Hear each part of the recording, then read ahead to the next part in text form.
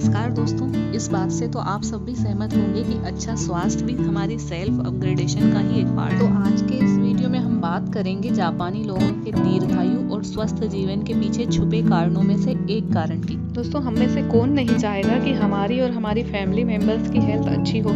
Japan ऐसा ही एक देश है जो अच्छे स्वास्थ्य व अच्छी जीवन शैली के लिए पूरी दुनिया में फेमस है। बहुत सारे बड़े बड़े देश जापानी हेल्थ टेक्निक को लेकर और उन्हें अपनाकर अपनी हेल्थ सुधारने के लिए उन पर रिसर्च कर रहे हैं। अब आप लोग ये सोच रहे होंगे कि हम जापान के ही हेल्थ कल्चर को क्यों अपनाएं। तो इसका एक बड़ा कारण ये है कि पूरी दुनिया में दीर्घायु लोगों के 5 ब्लू जोन्स बनाए गए हैं और जापान का ओकिनावा टापू इनमें से पहले नंबर पर आता है। यहाँ के लोग दुनिया के अन्य हिस्सों में रहने वाले लोगों से ज्यादा समय तक जीवित और स्वस्थ रहते हैं। आज हम बात करेंगे उन्हीं लोगों की अच्छी हेल्थ और लंबी उम्र के पीछे छुपे हुए कारणों में से एक कारण की, जिसे 80% का नियम भी कहा जाता है। दोस्तों, जापान में खाना खाने से पहले एक लाइन कही जाती है, हारा हाची बू। इसका अर्थ है कि उतना ही खाइए जिससे आपका पेट 80% भरे। ये काफी पुरानी सीख है। इसमें इतना ना खाने की सलाह दी जाती है कि पेट पूरा भर जाए। यही वजह है कि ओकिनावा के लोग इतना खाना खाते हैं जिसमें उनका पेट सिर्फ 80% ही भरे। वे कभी भी पूरा पेट भरने तक खाना नहीं खाते। इसकी वजह से खाना हजम करने में ऊर्जा नष्ट नहीं होती है, उसकी बचत होती है और साथ ही साथ बिना वजह बनने वाली ऑक्सीडेशन की प्रक्रिया को भी कम करता है।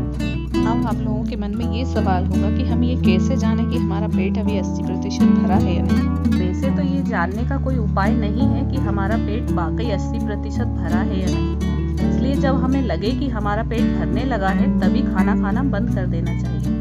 पेट भरने के बाद ज़्यादा खाना, बिना वजह का नाश्ता, मीठी चीज़ें खाने के बाद जूस आदि चीज़ें भले ही हमें कुछ पल का आनंद देती हों, लेकिन अगर हम इन चीज़ों को टाल दें तो हमें लंबे समय तक आनंद मिल सकता है। खाना किस प्रकार से परोसा जाता है ये भी महत्वपूर्ण है। जापान में लोग छोटी छोटी थालियों में खाना देते हैं। इसी वजह से वहाँ के लोग कम खाना खाते हैं। जापान के होटलों में खाना एक अनोखी थाली में परोसा जाता है। इसमें 4 छोटी छोटी थालियाँ, एक उससे थोड़ी बड़ी थाली, ऐसी कुछ 5 थालियाँ होती हैं। जब आप 5 थालियाँ देखते हैं तो आपको ऐसा लगता है कि आपने भरपेट खाना खा लिया है, लेकिन जब आप खाना खत्म करते हैं तो आपको पता चलता है कि आपने कम खाया है और आपको फिर से भूख लगने लगती है। इसलिए कई विदेशी लोग जब जापान जाते हैं तो उनका वजन घट जाता है और वे पतले हो जाते हैं। हाल ही में किए गए एक सर्वे में यह साबित हो चुका है कि वहाँ के लोग दिन भर में सिर्फ 1800 से 1900 कैलोरीज ही खाते हैं, जबकि विश्व के बाकी देशों के लोग 2200 से 2600 कैलोरीज तक खाते हैं। यहाँ तक कि अमेरिका जैसी डेवलप कंट्री में भी बॉडी मास इंडेक्स 26 से 27 होता है, जबकि ओकिनावा में ये 18 से 22 तक ही है। लेकिन अगर हम सिर्फ 80% ही खाना खा रहे हैं तो हमें उसकी क्वालिटी पर भी ध्यान देना होगा, ताकि सारे जरूरी विटामिन्स, प्रोटीन्स और कैलोरीज हमें मिल। ओकिनावा में रहने वाले लोग भी उच्च कोटि की खाद्य संस्कृति का पालन करते हैं। वे हफ्ते में 3 बार टोफू, शकरकंद और मछली खाते हैं। वे रोज 30 ग्राम सब्जियां खाते हैं और वे सिर्फ 80% पेट भरकर भी अपनी शरीर की सारी जरूरतों को पूरा कर लेते हैं।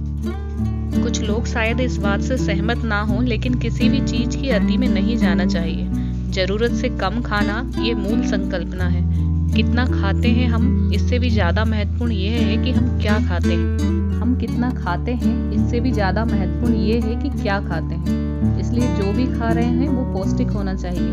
बहुत ज्यादा खराब खाना खाने से अच्छा है कि हम कम और पौष्टिक खाना खाएं।